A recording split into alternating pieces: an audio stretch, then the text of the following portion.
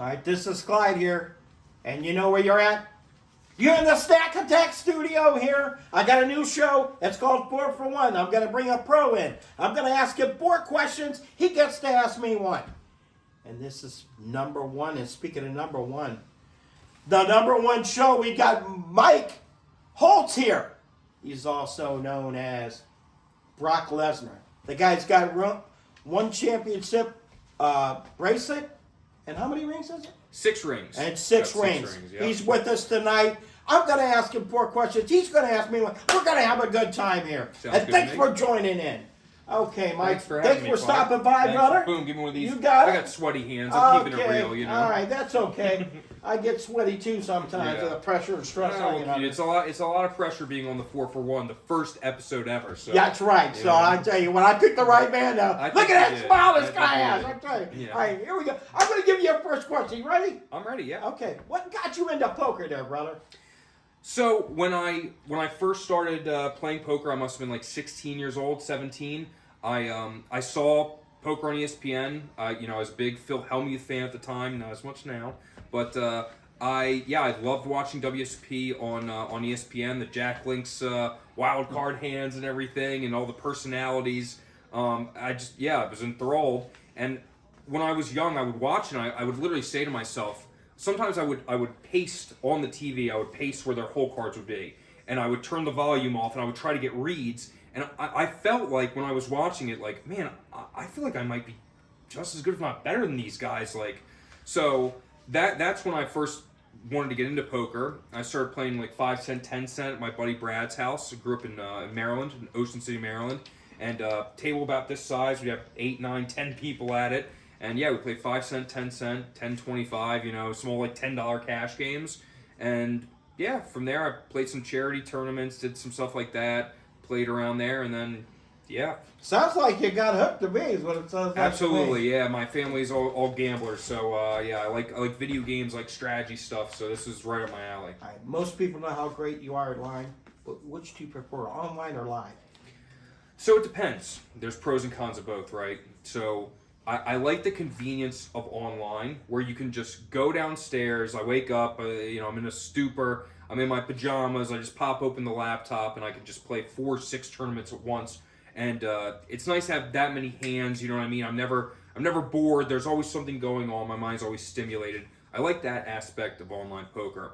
With live poker, what I really like is I'm a social guy. I like talking to people. I like having fun. I like making people laugh. I like laughing myself. So it's nice to be at the table, and I'm always focused on the game, but at the same time making sure everyone has a good time. So whenever WSOP comes around, whenever WPT's around, I'd like to start playing some of these Poker Go events. I like to do some live streams for cash stuff. So I like playing those. The only problem I have is when we get 10-handed, 9-handed. Sometimes you'll get really slow games live.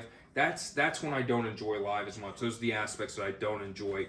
I like to play a fast game. I like everyone to, I feel like we can just get a lot more hands in there. So if I could get as many hands as I did online and live in an hour, or even half that, I would much prefer live.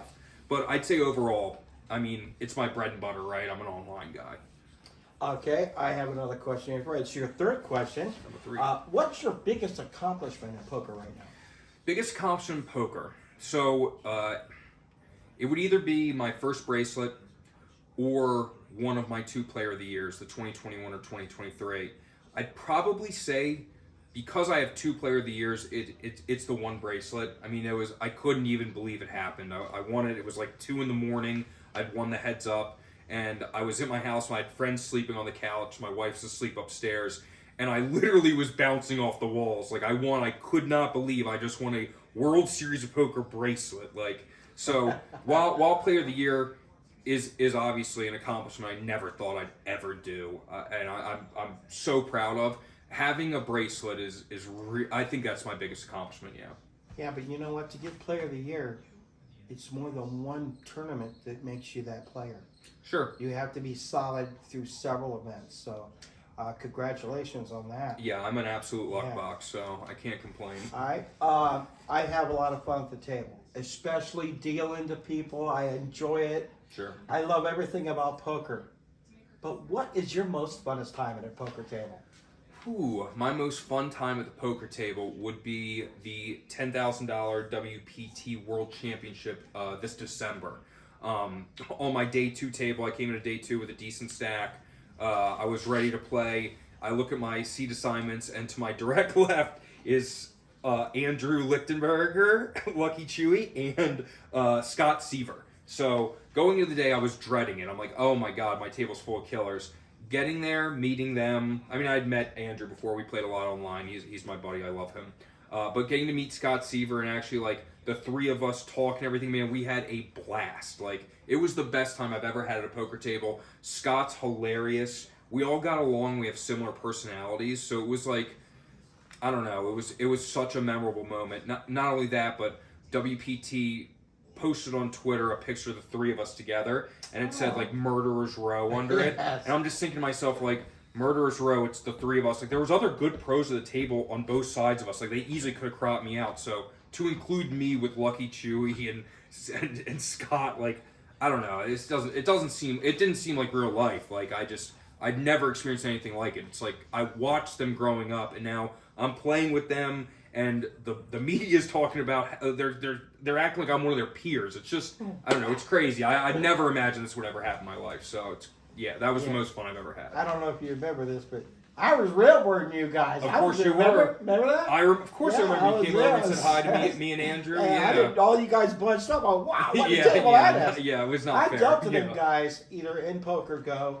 and Scott Seaver, he plays in the big game. Yeah, he's a monster. This he's guy so can good. play. Yeah, so does Chewy's playing $250,000 plus buy-ins too. I know, it's crazy. Yeah, I've never played anything above 10K, so for that's me, what like, I mean. How can you not love poker? Yeah, no, of course. I mean, it's amazing. I've watched poker my whole life, and all of a sudden I'm dealing to these guys I'm watching. So I'm like on cloud 9.